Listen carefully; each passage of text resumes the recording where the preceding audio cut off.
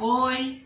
Antes de eu me apresentar e dar início ao estudo desta manhã maravilhosa, vamos entrar em sintonia com o Altíssimo e fazer a prece inicial. Fechemos os nossos olhos e agradecemos ao Pai Maior por podermos estar aqui e aprendermos um pouco mais uns com os outros. Que o estudo seja dirigido para todos os corações que estejam abertos a acolhê-lo. Que o Mestre Jesus esteja conosco, agora e sempre, que assim seja, graças a Ti, Senhor. Olá, meu nome é Cláudia Janaína, sou trabalhadora do CELC e hoje nós vamos estudar o Evangelho segundo o Espiritismo, no capítulo 13, Não saiba a vossa mão esquerda o que dá a vossa mão direita, no item 7 e 8. Convidar os pobres e os estropiados, dar sem esperar retribuição. Antes de iniciar o capítulo, fazemos uma reflexão bem rápida. Os ensinos de Jesus são o amor. O amor que em suas diversas maneiras recebe vários apelidos, sendo um deles a caridade, que é o amor ao próximo, servindo naturalmente, seja quem for, não dando asas ao nosso orgulho, fazer o bem da maneira que pudermos. E não podemos esquecer também que todos os ensinamentos dizem respeito a nós, espíritos. Jesus nos ensinou isso de encarnação a encarnação, buscando a sabedoria, que é a chave da felicidade. Vamos ao item 7. Disse também aquele que o convidara: quando derdes um jantar ou uma ceia, não convideis nem os vossos amigos, nem os vossos irmãos, nem os vossos parentes, nem os vossos vizinhos que forem ricos, para que em seguida não vos convidem a seu turno, e assim retribuam o que vós receberam. Quando derdes um banquete, convidai para ele os pobres e os estropiados, os coxos e os cegos, e serei felizes por eles não terem meios de vô-lo retribuir, pois isso será retribuído na ressurreição dos justos. Um dos que se achavam à mesa, ouvindo essas palavras, disse-lhe: feliz do que comer do pão no reino de Deus.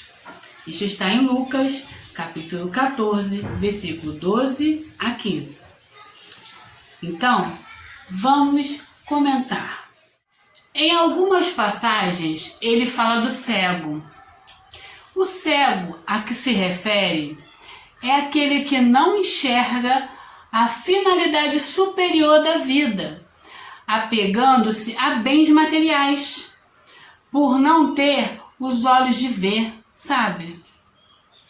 O coxo e o paralítico são os que ainda não conseguem se locomover em direção à educação integral. E os pobres? E os pobres, assim como ele demonstra nessa passagem, a nossa necessidade de partilhar com os necessitados do banquete espiritual. Que banquete será este? Esses pobres, esses mendigam o conhecimento do espírito, buscam pelas reencarnações o alimento da alma, necessitando para que não caiam mais uma vez. O irmão, o amigo, o parente, o vizinho e os ricos já partilharam do banquete espiritual, já estão saciados pelo conhecimento. Mas que vantagem faremos em convidá-los para a festa? é que se resume todo o encontro com as verdades eternas. Item 8. Quando derdes um banquete, disse Jesus, não convideis para ele os vossos amigos, mas os pobres e os estropiados. Essas palavras absurdas, se tomadas ao pé da letra, são sublimes, se lhe buscarmos o Espírito. Aí eu vou dar uma lida rapidinha numa passagem de Emmanuel que está no Livro da Esperança. É a mensagem 35 de Emmanuel, psicografia de Francisco Xavier, que diz o seguinte: eles antes. De certo que o divino orientador não estabelecia a desistência das relações fraternais, nem o abandono do culto às afinidades do coração. Considerando, porém, a humanidade por família única, induzia-nos a observar os irmãos menos felizes na categoria de credores principais de nossa atenção, à maneira de enfermos queridos que esperam no lar a propriedade de assistência por parte daqueles que lhes comungam o mesmo sangue. Nas celebrações da alegria, é inútil convocar os entes amados, de vez que todos eles se encontram automaticamente dentro delas. Recorda os que jornadeiam no mundo, sob as algemas de austeras privações, e partilha com eles as vantagens que te felicitam a vida. Se exerces autoridade, é natural te disponhas à sustentação dos companheiros honestos que te apoiam à luta. Antes dele, no entanto, pensa no amparo que deveis a todos os que padecem aflição e injustiça. Obtiveste merecimentos sociais elevados pelos títulos de competência que granjeastes a preço de trabalho e de estudo. E com semelhantes valores é razoável te empenhes no reconforto, a benefício dos que viajam no carro de tuas facilidades terrestres. Antes deles, contudo, atende a cooperação em favor dos que jazem cansados nas provações sem remédio. Desfrutas extensa possibilidade econômica, na qual é compreensível te devotes a obsequiar os amigos do teu nível doméstico. Antes deles, todavia, socorre os que esmorecem de fadiga e penúria, para quem muitas vezes a felicidade reside num sorriso amistoso ou num prato de pão. Amealhastes o conhecimento e, nos tesouros culturais que adquiristes, é justo te aprazas nos torneios verbais de salão, enriquecendo o cérebro dos ouvintes que te respiram as normas superiores. Antes deles, porém, divide a luz que te clareia o mundo mental com os irmãos do caminho, que se debatem ainda na noite da ignorância. Jesus não te pede deserção dos ciclos afetivos. Ele próprio, certa feita, asseverou aos companheiros de apostolado: já não vos chamo servos, porque servo não sabe o que faz meu Senhor. Chamo-vos amigos, porque vos revelei tudo quanto ouvi de meu Pai. Caros os amigos, entretanto, com os amigos, entretanto, consagrou-se primeiramente a aliviar a carga de todos os sofredores, como a dizer-nos que todos podemos cultivar afeições preciosas, energias mais à frente que nos alentem dos que choram, nos transes de dolorosas necessidades. É preciso adotar a legenda: eles antes. Emmanuel.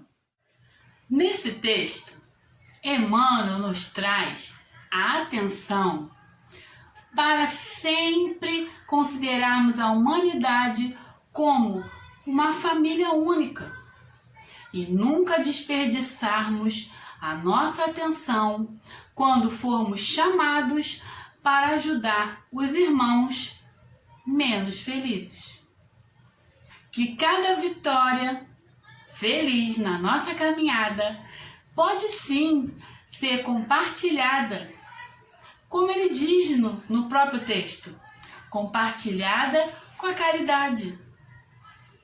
Com a caridade que surge num sorriso amigo ou num singelo prato de pão. Quem não fica feliz quando está aflito, quando está precisando de um consolo, de uma mão amiga, de um abraço, e ele surge da onde a gente menos espera? Então, que essas palavras que Emmanuel coloca nesse texto fique no coração de cada um, pois nada mais é do que o que o Mestre Jesus deixou de exemplo para todos nós. Continuando. Não é possível que Jesus tenha pretendido dizer que, em vez de seus amigos, alguém reúna em sua mesa os mendigos da rua, ou seja, os irmãos moradores em situação de rua. Os ensinos de Jesus foram sempre dirigidos para toda a humanidade e para todos os tempos, e deveriam ficar guardados na mente de todos que estavam ouvindo na época, não sendo esquecidos, a fim de que os homens soubessem que deveriam progredir na sua caminhada evolutiva em direção à sua perfeição e à sua felicidade. Sua linguagem, a linguagem de Jesus, era quase sempre figurada, e para os homens incapazes de apanhar os delicados matizes do pensamento, precisava servir-se de imagens fortes que produzissem o efeito de um colorido vivo. O fundo do seu pensamento se revela nestas palavras: e sereis felizes por não terem eles meios de vô-lo retribuir. Isto é, não se deve fazer o bem tendo em vista uma retribuição. Então, nós vamos entender o que Jesus quis dizer. Desse trecho, podemos tirar a seguinte lição: todo serviço no bem deve ser feito sem esperar recompensa, nem retribuição. Fazer o bem pelo bem é fato. O reino de Deus, tão esperado, almejado, é o reino dos valores espirituais e não dos valores materiais. Não que eles não façam a sua parte, mas o reino de Deus é onde predomina o tesouro que o ladrão não rouba, a traça que não corrói e a ferrugem que não se consome com o tempo. Estes ensinamentos para o nosso cotidiano faz a gente lembrar de combater o orgulho e a vaidade. Por isso, gente, Jesus nos aconselhou a amar os nossos semelhantes, exercitando a caridade em nossa caminhada evolutiva em direção à perfeição. Devemos fazer o bem sempre, sem exigir ou esperar nada em troca, hein? Ok? Tudo bem? Continuando. Mas tão só pelo prazer de o praticar. Usando de uma comparação admirável, disse: convidai os pobres para os vossos banquetes, pois sabeis que eles nada vos podem retribuir. Aí a gente dá uma pausa para uma comentada nesse trecho que é fundamental. Meus amigos, Jesus pregava o desinteresse. E nesse trecho de Lucas fica muito explícito isso. Ele prega o desinteresse pessoal na ação de fazer o bem. Agora eu vou trazer para vocês um trecho retirado do livro Caminho, Verdade e Vida, capítulo 42, Glória ao Bem, do Espírito Emmanuel, psicografia de Francisco Cândido Xavier. A malícia costuma conduzir o homem a falsas apreciações do bem. Quando não parta a confissão religiosa a que se dedica, do ambiente de trabalho que ele é próprio, da comunidade familiar que se integra, o egoísmo faz ele crer que o bem completo só poderia nascer de suas mãos ou dos seus. Esse é dos característicos mais inferiores de personalidade. O bem flui incessantemente de Deus, e Deus é Pai de todos os homens. Então, a gente querer fazer o bem para quem a gente gosta é a coisa mais fácil e simples. O mais difícil é fazer o bem para quem a gente não conhece. Fazer o bem sem querer aparecer. Fazer o bem para quem necessita de nós naquele momento. Por isso que Emmanuel diz que nós somos egoístas, porque a gente quer fazer o bem para aqueles que são nossos, que nós gostamos, que fazem parte do nosso ciclo de amizade. E ele diz que é uma característica muito inferior da nossa personalidade. E deixa então para a gente, Emmanuel, essa reflexão. Mostra que Deus é Pai de toda a humanidade. Por banquetes deveis entender não os repastos propriamente ditos, mas a participação na abundância que desfrutais. Uma pausa só para falar o que está nos lembrando Kardec. O que ele quis dizer com banquete, que é participação na abundância que desfrutas. O banquete, as festas, as bodas, são a participação na nossa vida, no nosso lar, na nossa vida, daquilo de abundante que nós temos, de bom, para doar. Então, frisem bem essa dica aqui de Kardec. E continua assim. Aquelas palavras, entretanto, também podem ser aplicadas em sentido mais literal. Quantos não convidam para suas mesas apenas os que podem, como eles dizem, fazer-lhes a honra? Ou, por sua vez, convidá-los. Outros, ao contrário, encontram satisfação em receber os parentes e amigos menos felizes. Ora, quem não os conta entre os seus? Dessa forma, lhes prestamos grandes serviços, sem que o percebam. Gente, quem não gosta?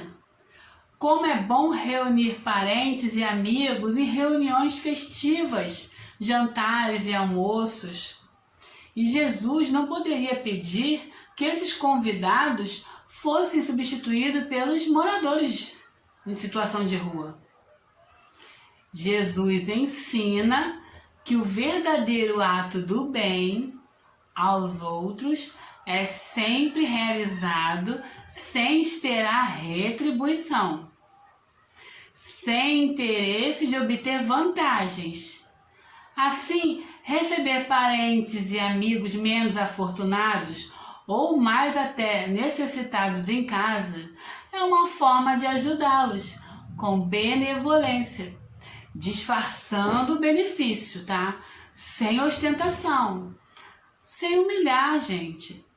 Trazer nossos amigos e parentes que estejam precisando da nossa ajuda, precisando dessa reunião familiar, precisando desse culto para se resguardar, para crescer moralmente em sua vida e até mesmo materialmente, se estiver precisando de algo. Mas nós não podemos de jeito nenhum ostentar isso com humilhação, ficar lembrando e tentar lembrar sempre mais do que tem necessidade. Não, lembrar sempre do amor. Lembrar sempre que a caridade deve começar na nossa família consanguínea, que não se reuniu na terra por acaso. E quando tivermos trabalhado bem isso, vamos conseguir fazer dessa visão ampla para os outros mais necessitados da rua, os estropiados, os mendigos, que a prática levará a gente, o nosso coração, para um lugar muito mais agradável. E continua assim: aqueles, sem irem recrutar os cegos e os estropiados, praticam a máxima de Jesus. Se o fazem por benevolência, sem ostentação, e sabem dissimular o benefício, por meio de uma sincera cordialidade. Quando você afasta do piso uma casca de fruta deixada pela negligência de alguém, você não pratica só um ato de gentileza, você evita que alguém escorregue sofrendo um tombo violento. Ao ceder o lugar num transporte coletivo a um idoso ou alguém com deficiência de mobilidade, você não somente realiza um gesto de cortesia, você atende a um corpo cansado, poupando as energias de alguém que poderia ser algum parente seu. Se você fizer auxílio de alguém que está com uma bolsa pesada e coloca no seu colo, você não realiza só uma delicadeza, você ajuda e alivia a dor de alguém que raras vezes encontra ajuda. Utilizando a boa palavra em qualquer situação, você não atende exclusivamente ao bom trato, à educação. Você realiza, entre outras, a cultura do verbo saudável, onde brota tantos ensinamentos. Silenciando uma afronta em público, você não demonstra apenas ser melhor socialmente. Você se poupa de um diálogo violento, capaz de ódio irreparável. Se você oferece agasalho a quem necessita, você só não atende a delicadeza humana, mas você amplia e expande a caridade pura e simples. Ao sorrir discretamente, dando oportunidade a um desafeto de refazer a amizade, você não age tão somente com educação. Você apaga mágoas e ressentimentos enquanto está a caminho com ele. Jesus deixou nítidas as pegadas para a nossa caminhada, e segui-la é a rota segura para nos iluminarmos e do escuro chegarmos à grande luz da angelitude. O exercício da gentileza expande a alma a recursos evangélicos. E para encerrar, deixamos aqui bem explícito o que estudamos hoje, que devemos sempre fazer o bem pelo prazer de fazê-lo. Parece chato, repetitivo, mas nós ainda precisamos apertar essa tecla muitas e muitas vezes, e sem exigir ou esperar nada em troca. Regir conforme a lei do amor incondicional, que é a meta do desenvolvimento moral da humanidade da Terra. Essa humanidade tão sofrida que, se soubesse como é fácil, mas ainda procura caminhos tortos para tentar progredir e para tentar ensinar a toda essa humanidade, veio Jesus há mais de 2000 anos. Jesus, com afabilidade e doçura, afirmou: vá e faz o mesmo. Fiquem na paz. Muito obrigada pelo estudo de hoje, de estarem aqui comigo, dessa oportunidade tão querida. E nesse clima de muita felicidade, vamos então à nossa prece final. Então vamos fechar nossos olhos, agradecer a Deus por mais esse dia, agradecer a oportunidade de estarmos aqui, estudando juntos, agradecer a todos os irmãos que estão aqui presentes, assistindo esse estudo, e possa levar para os seus familiares um pouco mais de entendimento da palavra, onde Jesus deixou todos os seus ensinamentos, todo o seu amor, e derramou para nós essa sabedoria magnífica. Que os bons espíritos nos acompanhem sempre, que assim seja, graças a Deus, que assim seja para todos nós.